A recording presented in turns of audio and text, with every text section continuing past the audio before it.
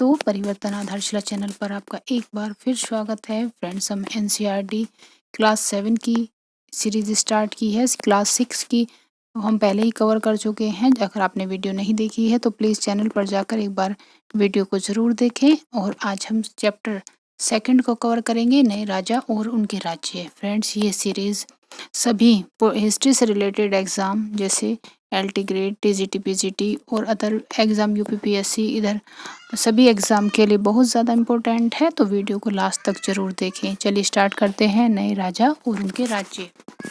7वीं सदी के बाद के कई राजवंशों की बात हो रही है। अब क्या हो रहा है, नए नए जो राज्य हैं, राजवंश हैं, उनका उदय हो रहा है। और 7वीं से 12वीं शताब्दी के बीच इस मानचित्र में शासन करने वाले कुछ राजवंशों को दिखाया गया है, जिन्हें आप देख सकते हैं कि चहामान है, गुज्जर, प्रतिहार, परमार, चंदेल, राष्ट्रकूट, पूर्वी चालुक्य, वेंगी के। तो इस तरह पाल वंश यहाँ पर था। तो इस तरह आप देख पा रहे होंगे कि यहाँ पर जब 7वीं से 12वीं शताब्दी तक शासन करने वाले शासक हैं, उनका वर्णन दिखाया गया है। अब आगे पॉइंट की तरफ चलते हैं, नए राजवंशों का उदय। अब नए राजवंशों का उदय कैसे हो रहा है कि 7वीं सदी तक आते आते उपमहाद्वीप के विभिन्न भागों में बड़े भूस्वामी और योद्धा जो सरदार थे वो अस्तित्व में आ गए थे। राजा इन्हें पहले जो है माथत या सामंत के रूप में मान्यता दे देते। ये इनसे उपेक्षा की जाती थी कि राजा के लिए उपहार लाएंगे, हाजिरी लगाएं दरबार में और उन्हें राजा को सैन्य सहायता भी प्रदान करें। लेकिन क्या होता था कि कभी कभी अधिक सत्ता और संपदा हासिल करने के कारण ये जो सामंत थे, यही अपने आप को महासामंत या महामंडलेश्वर होता है पूरे मंडल का महान स्वामी, घोषित कर देते थे और अपने स्वामी के अधिपत्य से भी स्वतंत्र होने का दावा भी ये कर देते थे। कभी कभी ऐसा होता था कि राजा कमजोर हो रहा है, उसकी शक्ति कम हो रही है, तो ये अपने आप को मजबूत बनाकर स्वतंत्र होने की घोषणा भी कर देते थे। इसी तरह का एक उदाहरण हुआ है दक्कन में राष्ट्रकूटों का था। शुरुआत में कर्नाटक के चालुक्य राजाओं के अधीनस्थ थे। 8वीं सदी के मध्य एक राष्ट्रकूट प्रधान हुआ दंतेदुर्ग ने अपने चालुक्य स्वामी की अधीनता से इनकार कर दिया। तो क्या हुआ, दक्कन में जो राष्ट्रकूट थे वे कर्नाटक के चालुक्य राजाओं के अधीन थे। कर्नाटक में चालुक्य राजा थे, उनके अधीन थे। लेकिन क्या होता है, जो दंतेदुर्ग था, राष्ट्रकूट प्रधान दंतेदुर्ग था, उसने चालुक्य स्वामी की अधीनता से इनकार कर दिया, उसे हरा भी दिया और हिरण्यगर्भ क्या है, जिसका मतलब होता है सोने का गर्भ, एक अनुष्ठान भी कराया। जब यह अनुष्ठान ब्राह्मणों की सहायता से संपन्न किया जाता था तो यह माना जाता था कि इससे याजक जन्मना क्षत्रिय न होते हुए भी क्षत्रिय के रूप में दोबारा क्षत्रित्व प्राप्त कर सकता है। अगर ये हिरण्यगर्भ अनुष्ठान करा देता था ब्राह्मणों के द्वारा, तो क्या होता था कि अगर वो जन्म से क्षत्रिय भी नहीं है तो भी वह क्षत्रिय के रूप में दोबारा अपना मतलब स्थान ग्रहण कर सकता है। कुछ अन्य उदाहरणों में देखें तो उद्यमी परिवार के पुरुषों ने भी अपनी राजशाही कायम करने के लिए सैन्य कौशल का इस्तेमाल किया, जैसे कदम मयूर शर्मन और गुज्जर प्रतिहार हरिश्चंद्र जो है ब्राह्मण थे। इसमें क्या हो रहा है कि अपने आप को राजशाही साबित करने के लिए इस्तेमाल हो रहा है सैन्य कौशल का। जो कदम मयूर शर्मन थे, वो कदम शासक मयूर शर्मन थे और गुज्जर प्रतिहार थे हरिश्चंद्र जो थे ब्राह्मण थे। उन्होंने अपने परंपरागत पेशे को छोड़कर, उन्होंने अपना जो उनका परंपरागत पेशा था उसे छोड़कर शस्त्र को अपना लिया। क्रमशः कर्नाटक और राजस्थान में अपने सफलतापूर्वक राज्य उन्होंने बाद में स्थापित किए हैं। तो इन्होंने क्या किया है कि अपना जो परंपरागत पेशा छोड़ा, क्षत्रिय शस्त्र को अपना लिया, क्षत्रिय बन गए और कर्नाटक और राजस्थान में अपने राज्य भी स्थापित इन्होंने कर लिए हैं। तो ये फ्रेंड्स एक एलोरा की गुफा की चित्र है। गुफा 15 का भित्ति चित्र है जिसमें विष्णु को नरसिंह अथवा पुरुष सिंह के रूप में दिखलाया गया है। यह राष्ट्रकूट काल की कृति है, तो इसे याद रखेंगे। किस काल की है? राष्ट्रकूट काल की है। इसमें दिखाया क्या गया है, इसमें विष्णु को नरसिंह पुरुष सिंह के रूप में दिखाया गया है। अब राज्य में प्रशासन देख लेते हैं। राज्य में प्रशासन की बात करें तो राजाओं में कईयों ने महाराजा धीराज, राजाओं के राजा, त्रिभुवन चक्रवर्ती, 3 भवनों के स्वामी और इसी तरह की अन्य भारी भरकम उपाधियां धारण की हैं। तो महाराजा धीराज का मतलब राजाओं के राजा, त्रिभुवन चक्रवर्ती का क्या है, 3 भवनों के स्वामी, इस तरह की उपाधियां उन्होंने धारण करी हैं। लेकिन क्या होता है, इस तरह के दावों के बावजूद भी वे अपने सामंतों, साथ ही किसान, व्यापारी और ब्राह्मणों के संगठनों के साथ अपनी सत्ता की साझेदारी करते थे। इनके भारी भरकम उपाधियां तो उनके पास थी, लेकिन साथ साथ वे अपनी सत्ता की साझेदारी किसान, व्यापारी और ब्राह्मणों के संगठनों के साथ अपने आप को मजबूत बनाने के लिए मतलब वो कर लेते थे। आगे देखेंगे, आगे पॉइंट की तरफ चलते हैं।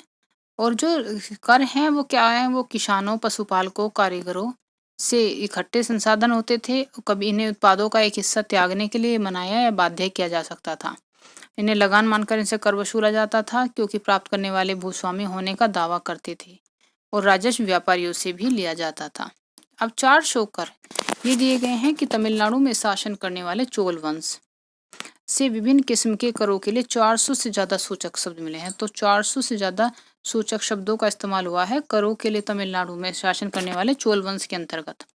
सबसे अधिक उल्लिखित है वेटी। वेटी क्या था? जो नगद के बजाय जबरन श्रम के रूप में लिया जाता था। तो वेटी क्या है? वेटी जबरन श्रम के रूप में लिया जाने वाला कर है, यानी कि जबरन श्रम। कदमाई, एक कदमाई कर होता था। वेटी को हमने देख लिया, कदमाई को देखते हैं। कदमाई क्या है? कदमाई भू राजस्व था। मकान पर छाजन डालने पर लगने वाला कर। खजूर या ताड़ के पेड़ पर चढ़ने के लिए सीढ़ी के इस्तेमाल पर लगने वाला कर। देखिए किस तरह के कर लगाए जाते थे। पारिवारिक संपत्ति का उत्तराधिकार हासिल करने के लिए लगने वाला कर इत्यादि का भी वसूल किए जाते थे, उनका उल्लेख मिलता है।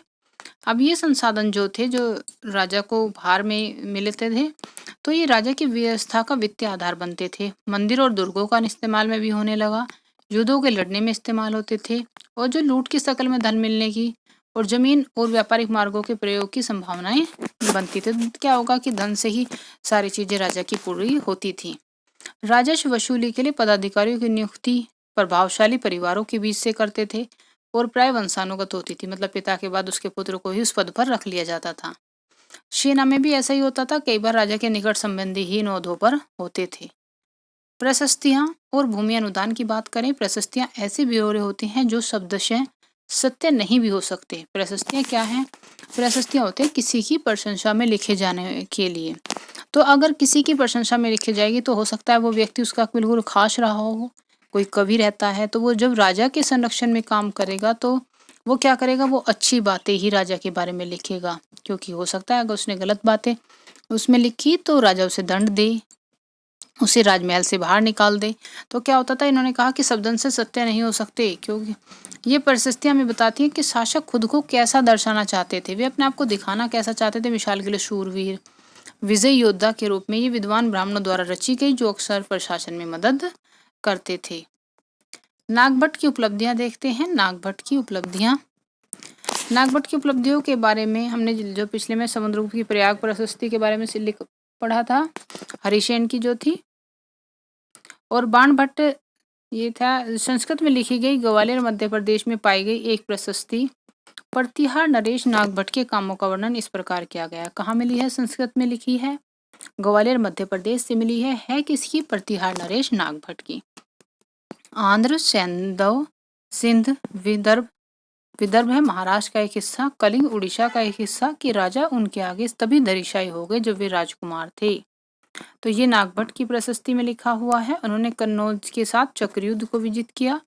उन्होंने वंग बंगाल का हिस्सा, अनर्थ गुजरात का हिस्सा, मालवा मध्य प्रदेश का हिस्सा, किरात वनवासी तुर्क का हिस्सा, वत्स मत्स्य दोनों उत्तर भारत के राज्यों के राजाओं को भी पराजित किया। तो देखिए प्रशस्तियां इस तरह लिखी जाती हैं कि प्रशंसा में लिखी जा रही हैं। तो प्रशस्तियों में मतलब जो लिखने वाले हैं वे कमी नहीं लिखते, और लिखते भी हैं तो बहुत कम लिखते हैं, क्योंकि उन्हें राजा का भय होता है। अब राजा लोग प्राय ब्राह्मणों को भूमि अनुदान से पुरस्कृत करते थे। ब्राह्मणों को भूमि दी जा रही है, ये ताम्र पत्रों पर अभिलिखित होते थे। क्या होते थे? ताम्र पत्र पर अभिलिखित, जो अनुदान उन्हें दिए जाते थे, भूमि पाने वाले को दिए जाते थे। ये देखिए इस तरह के ताम्रपत्र ये यहाँ पे दिखाया गया है। यह थोड़ा संस्कृत और थोड़ा तमिल में लिखा हुआ है। ताम्रपत्रों का एक संग्रह है जिसमें 9वीं सदी में एक शासक द्वारा भूमि का अनुदान का उल्लेख है। जिन कड़ियों से ये पत्र जुड़े हैं उन पर राशि मोहर लगी है, और बतलाने के लिए कि प्रमाणिक दस्तावेज है। भूमि के साथ क्या क्या दिया जाता था अभी देख लेते हैं। यहाँ चोलों द्वारा एक भूमि अनुदान के तमिल भाग का अंश है, कि चोलों ने दान दी थी, उसी का एक तमिल भाग का अंश है। हमने मिट्टी की मेड़ बनाकर साथ ही कांटेदार झाड़ी लगाकर भूमि की सीमाओं को चिन्हित कर दिया है। इस पर ये चीजें हैं: फलदार वृक्ष, पानी, भूमि, बगीचे, फलोद्यान, पेड़, कुएं, खाली जगह, खुली जगह, चरागाह, एक गांव, बोबी, चबूतरे, नहरें, खाइयां, नदियां, दलदली जमीन, हो जनानागार, मछलियों के तालाब, मधुमक्खियों के छत्ते और गहरी झीलें। तो इस तरह की उन्होंने बताई है कि जो भूमि अनुदान दी गई उस पे इस तरह की चीज़ें उन्होंने मेड़ बनाकर और कांटेदार झाड़े लगाकर मतलब उसकी बाउंड्री कर दी है। जिसे भूमि मिलती है वह इससे कर वसूली कर सकता है। न्यायाधिकारियों द्वारा जुर्माने के तौर पर लगाए गए कर वसूल सकता है। पान के पत्तों पर लगने वाला कर, बुने हुए कपड़ों पर लगने वाला कर, साथ ही वाहनों पर लगने वाला कर वसूल सकता है। वह पक्की ईंटों के ऊपरी माले पर बड़े कमरे बनवा सकता है। बड़े और छोटे कुएं खुदवा सकता है। पेड़ और कांटेदार झाड़ियां लगवा सकता है। जरूरी हो तो सिंचाई के लिए नहर भी बनवा सकता है। उसे सुनिश्चित करना है कि पानी बर्बाद न हो, तटबंधों का निर्माण हो। तो 12वीं शताब्दी में एक वृत्त संस्कृत काव्य भी रचा गया। उस संस्कृत काव्य को देख लेते हैं। वह संस्कृत काव्य किसने लिखा? जिसमें कश्मीर पर शासन करने वाले राजाओं का इतिहास दर्ज है। इसे कल्हन नामक एक रचनाकार द्वारा रचा गया। कल्हन ने राज तरंगिणी लिखी है और राज तरंगिणी में कश्मीर पर शासन करने वाले राजाओं का इतिहास है। कल्हन ने अपना वृत्तांत लिखने के लिए शिलालेखों, दस्तावेजों, प्रत्यक्षदर्शियों के वर्णन और पहले के इतिहासों समेत अनेक तरह के स्रोतों का इस्तेमाल किया। प्रशस्तियों के लेखों से भिन्न वह अक्सर शासकों, उनकी नीतियों के बारे में आलोचनात्मक रुख दिखलाता है। इससे 12वीं सदी के लिए यह एक असाधारण ग्रंथ है। तो इसमें क्या है कि इसमें जो है इसने कल्हन ने शिलालेखों, जो दस्तावेज थे, प्रत्यक्षदर्शी थे और सभी तरह के स्रोतों का सामना किया है। और प्रशस्तियों के लेखों से भिन्न वह जो प्रशस्तियों के लेखक हैं वे क्या है, राजा की प्रशंसा में लिखते हैं। उनसे भिन्न वह उनकी नीतियों के बारे में, उसमें क्या है, आलोचना और किसी उसने नहीं की है, तो उनकी नीतियों के बारे में जब आलोचनात्मक रुख लेकर दिखलाता है तो वह क्या हो जाता है कि वह 12वीं सदी का एक असाधारण ग्रंथ बन जाता है। क्यों? आलोचना राजा की कोई कर नहीं रहा है, अब कलहन कर रहा है अपनी राजतरंगिणी में, तो कुछ तो खास बात है। धन के लिए युद्ध, धन के लिए देखेंगे ये गौर क्या होगा कि प्रत्येक राजवंश का आधार कोई क्षेत्र विशेष है और दूसरे क्षेत्रों पर नियंत्रण का प्रयास भी हमेशा करते रहते हैं। एक क्षेत्र विशेष रूप से वांछनीय क्षेत्र था गंगा घाटी में कन्नौज नगर। तो वांछनीय नगर कौन सा था? जो गंगा घाटी में कन्नौज नगर। गुर्जर, प्रतिहार, राष्ट्रकूट और पाल वंशों के शासक सदियों तक कन्नौज के ऊपर, ये याद रखेंगे, तीनों के गुर्जर, प्रतिहार, राष्ट्रकूट और पाल तीनों राजाओं ने सदियों तक कन्नौज के ऊपर नियंत्रण को लेकर आपस में लड़ते रहे। मतलब एक ही जगह को लेकर तीन लड़ रहे हैं। लड़ कौन रहा है? गुर्जर, प्रतिहार, राष्ट्रकूट और पाल। और लड़ किसके लिए रहे हैं? कन्नौज पर अधिकार के लिए। लंबी लड़ाई चली, इसमें 3 पक्ष थे। इतिहासकारों ने इसे प्राय इसकी चर्चा त्रिपक्षीय संघर्ष के रूप में की है। तो फ्रेंड्स, अगर पूछा जाए त्रिपक्षीय संघर्ष किसके बीच में था, तो गुर्जर, प्रतिहार, राष्ट्रकूट और पाल नरेश के बीच में था। और था किसके लिए? कन्नौज के लिए। तो इसी लाइन से हमारे 3-4 क्वेश्चन कवर होते हैं। हर पॉइंट को आप साथ के साथ नोट करते रहिएगा ताकि आगे आपको कोई भी प्रॉब्लम ना हो।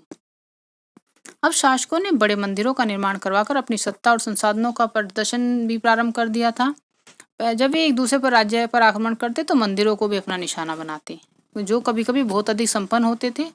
अब अफगानिस्तान के जो सुल्तान महमूद हैं, ऐसे शासकों में सबसे प्रसिद्ध है। जो गजनी का सुल्तान महमूद था, आपने सुना होगा महमूद गजनवी का नाम, ऐसे शासकों में सबसे प्रसिद्ध है। 1997 से 1000 तक शासन करता है और अपने नियंत्रण का विस्तार मध्य एशिया के भागों, ईरान उपमहाद्वीप के उत्तरी पश्चिमी हिस्सों तक किया। वह लगभग हर साल उपमहाद्वीप पर हमला करता था। उसका निशाना थे संपन्न मंदिर, जिनमें गुजरात का सोमनाथ मंदिर भी शामिल था। महमूद जो धन उठा ले गया, उसका बहुत बड़ा हिस्सा गजनी में एक वैभवशाली राजधानी के निर्माण में भी उसने खर्च किया था। सुल्तान महमूद द्वारा अपने लोगों द्वारा के बारे में कई बातें जानना चाहता था। अलबरूनी उसने नामक एक विद्वान को यहाँ के जो भारतीय उपमहाद्वीप है, यहाँ का लेखा जोखा लिखने का काम भी उसने सौंपा। अरबी में लिखी गई उसकी कृति, किसकी कृति है अरबी में लिखी गई? अलबरूनी की। क्या है? किताबुल हिंद। तो किताबुल हिंद किसकी कृति है? अलबरूनी की। और था ये किसका दरबारी जो कवि था, विद्वान? वह था महमूद गजनवी का। आज भी इतिहासकारों के लिए एक महत्वपूर्ण स्रोत है। अलबरूनी से तैयार करने के लिए संस्कृत के विद्वानों से भी परामर्श किया। युद्ध करने वाले दूसरे राजाओं में चौहान भी थे। तो ये तो होगी गजनी की बात, महमूद गजनवी की। उसके बाद चौहान के रूप में जब जाने के बाद, पहले चौहान कहे गए, बाद में चौहान के रूप में जाने गए, दिल्ली और अजमेर के आसपास के क्षेत्र पर शासन करते थे। उन्होंने पश्चिम और पूर्व की ओर अपना नियंत्रण क्षेत्र का विस्तार करना चाहा, जहां उन्हें गुजरात के चालुक्यों और पश्चिमी उत्तर प्रदेश के गहड़वालों से टक्कर लेनी पड़ी। तो गुजरात में चालुक्य हैं और पश्चिमी उत्तर प्रदेश में गहड़वाल हैं, तो वहां से उनकी टक्कर चौहानों को लेनी पड़ी। चहमानों का प्रसिद्ध शासक था पृथ्वीराज तृतीय। पृथ्वीराज तृतीय के बारे में फ्रेंड्स आपने सुना होगा, मोहम्मद गोरी के साथ इसका तराइन का जो युद्ध थे वे लड़े गए थे, वे इसी के साथ लड़े गए थे। इसका टाइम पीरियड था 1168 से 1192 ने सुल्तान मोहम्मद गोरी नामक अफगान शासक को 1191 में हराया, लेकिन अगले साल वह उससे हार गया। तो ये कौन है? पृथ्वीराज तृतीय है। किस वंश का है? चहमान वंश का है या चौहान वंश का है, याद रखेंगे। और इसके साथ पृथ्वीराज नाम से कई शासक हुए हैं, लेकिन ये पृथ्वीराज तृतीय है। कभी कभी ऐसा होता है कि ऑप्शन में पृथ्वीराज द्वितीय, पृथ्वीराज तृतीय ऐसे कर देता है तो हम कंफ्यूज हो जाते हैं। ये दिया गया है फ्रेंड्स चोल राज्य और उसके पड़ोसी राज्य। यहाँ पे चोल राज्य और उनके पड़ोसी राज्यों का जिक्र किया गया है, आप देख पा रहे होंगे यहाँ पर चोल है, ठीक है। अब आगे देखते हैं, उरैयूर से तंजावुर तक चोल वंश सत्ता में कैसे आया, पहले तो ये देख लेते हैं। कावेरी डेल्टा में मुटरियार नाम से प्रसिद्ध एक छोटे से मुखिया परिवार की सत्ता थी। कहाँ है? कावेरी डेल्टा में। कावेरी नदी के बारे में पिछली बार पढ़े हैं, तो कावेरी डेल्टा में मुटरियार नाम से प्रसिद्ध एक छोटे से मुखिया परिवार की सत्ता थी। वे कांचीपुरम के पल्लव राजाओं के मातहत थे, मतलब उनके अधीन काम करते थे कांचीपुरम के पल्लव राजाओं के। उरैयार के चोल वंश से प्राचीन मुखिया परिवार के विजयालय ने क्या किया? 9वीं सदी के मध्य मुटरियारों को हराकर इस डेल्टा पर कब्जा कर लिया। अब इनके डेल्टा पर कब्जा हो गया है। उसने वहां तंजावुर शहर और निसम सुंदनी देवी का मंदिर बनवाया। कौन बना रहा है? विजयालय बनवा रहा है। तो ध्यान रखेंगे, उन्हें मुटरियारों को हराया है और तंजावुर, वहां पर क्या बनाया? तंजावुर शहर और निशुंभ सुंदनी देवी का मंदिर उसने बनाया है। विजयालय के उत्तराधिकारियों ने पड़ोसी इलाकों को भी जीता। उसका राज्य अपने क्षेत्रफल और शक्ति दोनों रूप में बढ़ता गया। दक्षिण और उत्तर के पांड्यन और पल्लव के इलाके इस राज्य का हिस्सा बना लिए गए। इसने इतना अपना जो एरिया है इतना फैला लिया कि दक्षिण और उत्तर के जो पांड्य और पल्लव के इलाके थे वे भी इसके हिस्से में अब आ गए हैं। राजराज प्रथम आता है जो सबसे शक्तिशाली चोल शासक माना जाता है। 1985 में राजा बनता है और ज्यादातर क्षेत्रों पर नियंत्रण का विस्तार इसने किया है। उसने साम्राज्य के प्रशासन का भी पुनर्गठन किया। राजराज के पुत्र राजेंद्र प्रथम ने उसकी नीतियों को, पहले विजयालय आया, फिर राजराज प्रथम आता है, फिर राजेंद्र प्रथम ने उसकी नीतियों को अब जारी रखेगा। उसने गंगा घाटी, श्रीलंका, दक्षिण पूर्व एशिया के देशों पर भी हमला किया। इन अभियानों के लिए उसने एक जल सेना भी बनाई। तो जल सेना का निर्माण कौन कर रहा है? राजेंद्र प्रथम कर रहा है। श्रीलंका का अभियान कौन कर रहा है? राजेंद्र प्रथम कर रहा है। भव्य मंदिर और काश्य मूर्तिकला देख लेते हैं चोल वंश की। राजराज और राजेंद्र प्रथम द्वारा बनवाए गए तंजावुर और गंगईकोंड चोलपुरम के बड़े मंदिर मूर्तिकला की दृष्टि से एक महत्वपूर्ण मतलब चमत्कार माने जाते हैं। राजराज और राजेंद्र प्रथम द्वारा बनवाए गए थे। चोल मंदिर अक्सर अपने आसपास विकसित होने वाली बस्तियों के केंद्र बन गए। शिल्प उत्पादन के केंद्र थे। मंदिर शासकों और अन्य लोगों द्वारा दी गई भूमि से ये संपन्न भी हो गई। भूमि की उपज उन सारे विशेषज्ञों का निर्वाह करने में खर्च होती जो मंदिर के आसपास रहते और उसके लिए काम करते। पुरोहित, मालाकार, बावर्ची, मेहतर, इस तरह के। देखिए यहाँ पर गंगईकोंड चोलपुरम का मंदिर दिखाया गया है। छत जिस तरह से क्रमशः पतली होती जा रही है उस पर गौर करें, और बाहरी दीवारों को सजाने के लिए पत्थर की जो प्रतिमाएं अलंकृत की गई हैं उन्हें भी देखें। तो देखिए फ्रेंड्स, कितनी मुश्किल से इस तरह के मंदिर तब बनाए जाते होंगे। तो अब हम कहाँ थे? पीछे हम थे कि वहाँ पर किन उनके खर्च के लिए वे काम कर, जो उसके लिए काम करते, पुरोहित, मालाकार, बावर्ची, मेहतर थे। उसमें संगीतकार, नर्तक थे। दूसरे शब्दों में मंदिर सिर्फ पूजा आराधना के स्थान नहीं थे। उस टाइम पे क्या है? मंदिर सिर्फ पूजा और आराधना के स्थान नहीं थे, वे आर्थिक, सामाजिक और सांस्कृतिक जीवन के केंद्र भी थे। सबसे विशिष्ट था कांस्य प्रतिमाएं बनाने का काम। तो शिल्पों में सबसे ज्यादा विशिष्ट इस टाइम पे क्या हो रहा है? कांस्य प्रतिमाएं बनाने का काम को। चोल कांस्य प्रतिमाएं संसार की सबसे उत्कृष्ट कांस्य प्रतिमाओं में गिनी जाती है। ज्यादातर प्रतिमाएं तो देवी देवताओं की ही होती हैं, लेकिन कुछ प्रतिमाएं भक्तों की भी बनाई गई। ज्यादातर किसकी बनाई गई? देवी देवताओं की, लेकिन कुछ किसकी बनाई गई हैं? कुछ भक्तों की भी बनाई गई हैं। कृषि और सिंचाई की बात करें तो चोलों की उपलब्धि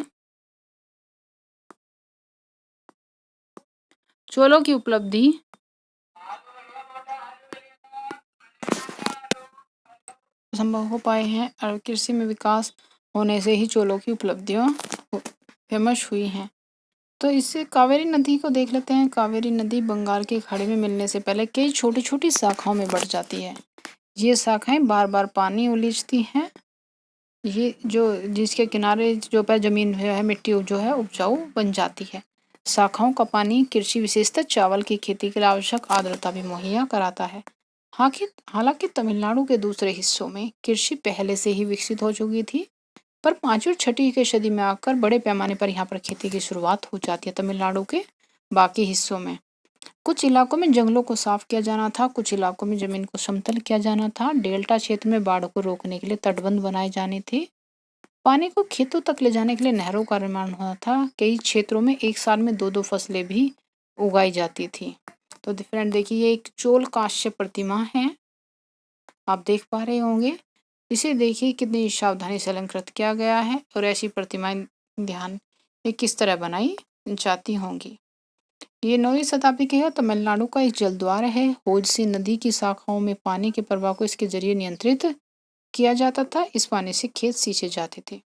कई जगहों पर फसलों की सिंचाई जो है कृत्रिम रूप से करना जरूरी होता है। अभी जहाँ बारिश नहीं होती, जहाँ तक पानी उपलब्ध नहीं है, वहाँ क्या होता है, कृत्रिम सिंचाई की व्यवस्था करी जाती होगी। सिंचाई के लिए कई पद्धतियां अपनाई जाती थी। कुएं खोदे जाते थे, बारिश के पानी को इकट्ठा किया जाता था।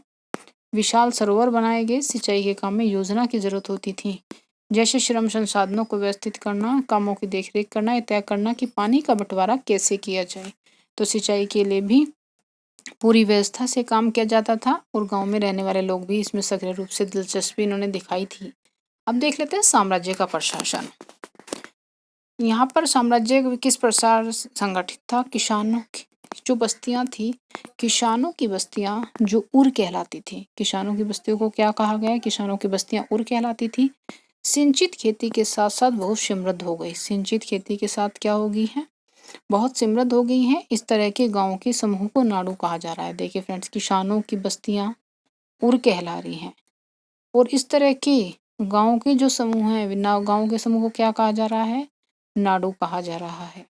ग्राम परिषद और नाडु न्याय करने और कर वसूलने जैसे कई प्रशासकीय कार्य करते थे। तो नाडु और उर आपको क्लियर हो गए होंगे। उर किसानों की बस्तियां हैं, और नाडु गांवों का समूह है। नेक्स्ट देखते हैं, वेल्लाल जाति के धनी किसानों को केंद्रीय चोल सरकार की देखरेख में नाडु के कामकाज में अच्छा खासा नियंत्रण हासिल था। तो वेल्लाल जाति के धनी किसान थे, इन्हें नाडु के कामकाज का अच्छा खासा नियंत्रण हासिल था। इनमें से कई धनी भूस्वामियों को चोल राजाओं ने सम्मान के रूप में, जो धनी भूस्वामी थे उन्हें सम्मान के रूप में चोल राजाओं ने मुवेद वेलन क्या होता है, 3 राजाओं को अपनी सीमाएं प्रदान करने वाला वेलन या किसान। तो मुवेद वेलन, अरैयार क्या है, प्रधान। अरैयार जैसी उपाधियां दी थी। तो किसानों को भी उपाधियां दी हैं चोल राजाओं ने सम्मान के रूप में। कौन कौन सी दी हैं, मुवेद वेलन का होता था 3 राजाओं को अपनी सेवाएं देने वाला वेलन या किसान। और अरैयार जैसी उपाधि क्या था, अरैयार था प्रधान।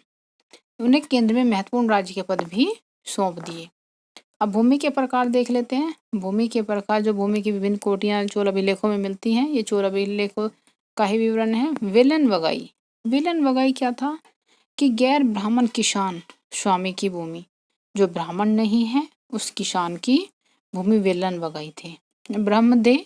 ब्रह्मदेव ब्राह्मणों को उपहार में दी गई भूमि कही जाती थी। शाला भोग, किसी विद्यालय के रखरखाव के लिए भूमि।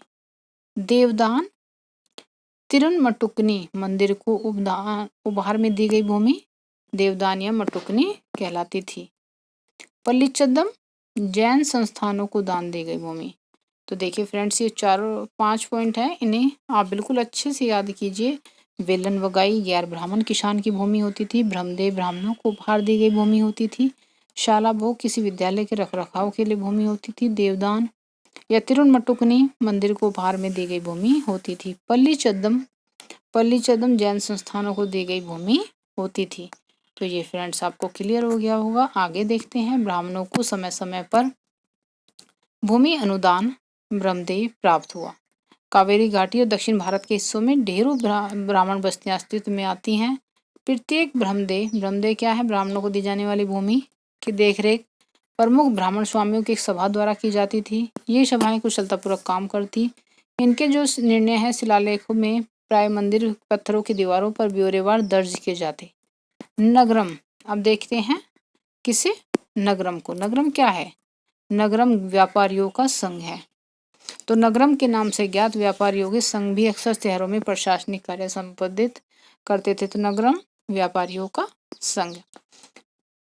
तमिलनाडु के चिंगलपुट जिले के, तमिलनाडु में चिंगलपुट जिला है, वहाँ पे उत्तर मैरूर से कोई प्राप्त अभिलेख हुआ है, तो उसे उत्तर मैरूर का अभिलेख कहा जाता है। इस बात का सविस्तार वर्णन है कि ब्राह्मणों की सभा का संगठन कैसा था। सिंचाई के कामकाज, बाग बगीचों, मंदिर इत्यादि की देखरेख के लिए विभिन्न समितियां भी होती थी। उत्तर मैरूर जो अभिलेख है उससे ये जानकारी प्राप्त हो रही है। इसमें सदस्यता के लिए जो लोग योग्य होते थे उनके नाम तालपत्र के छोटे टिकटों पर लिखे जाते थे और मिट्टी के बर्तन में रख दिए जाते थे। किसी छोटे लड़के से हर समिति के लिए एक के बाद एक टिकट निकालने को कहा जाता था। मतलब एक तरह से लॉटरी जिस तरह से निकलती है उस तरह की व्यवस्था इसमें थी। अभिलेख और लिखित सामग्री की बात करें, उत्तर मैरूर अभिलेख के अनुसार सभा की सदस्यता, तो इसके लिए सभा के सदस्य होने के लिए क्या चीज जरूरी है? इच्छुक लोगों को ऐसी भूमि का स्वामी होना चाहिए जहां से भू राजस्व वसूला जाता है। उनके पास अपना घर होना चाहिए। उनकी उम्र 35 से 70 साल होनी चाहिए। वेदों का भी ज्ञान होना चाहिए। उन्हें प्रशासनिक मामलों की अच्छी जानकारी होनी चाहिए और ईमानदार होना चाहिए। यदि कोई पिछले 3 सालों में किसी समिति का सदस्य रहा है तो किसी समिति का सदस्य वह नहीं बन सकता। जिसने अपने या अपने संबंधियों के खाते जमा नहीं कराए वह चुनाव नहीं लड़ सकता। तो देखिए फ्रेंड्स, ये इतने कठिन नियम यहाँ के सदस्य बनने के लिए थे। ये हर पॉइंट आपको याद रखना है, क्योंकि कभी कभी किसी पॉइंट को मिस करके पूछ लिया जाता है कि इसमें से कौन सा है या कौन सा नहीं है। तो इस तरह से आपको एक एक पॉइंट क्लियर होना चाहिए और ये तभी होगा जब आप साथ के साथ नोट्स बना रहे होंगे। आगे देख लेते हैं। अभिलेखों में राजाओं और शक्ति संपन्न पुरुषों के बारे में भी जानकारी मिलती है। साधारण मर्दों और औरतों का जीवन कैसा था ये हमें पता नहीं चल पाया है। 12वीं शताब्दी की तमिल कृति पेरिया पूर्णम, पेरिया पूर्णम का यहाँ पर एक उदाहरण दिया गया है। ये भी एक तमिल कृति है। अडनूर, इसे देख लेते हैं। वह इसमें कुछ वर्ड ऐसे हैं जो हमारे एग्जाम के लिए इम्पोर्टेंट हो सकते हैं।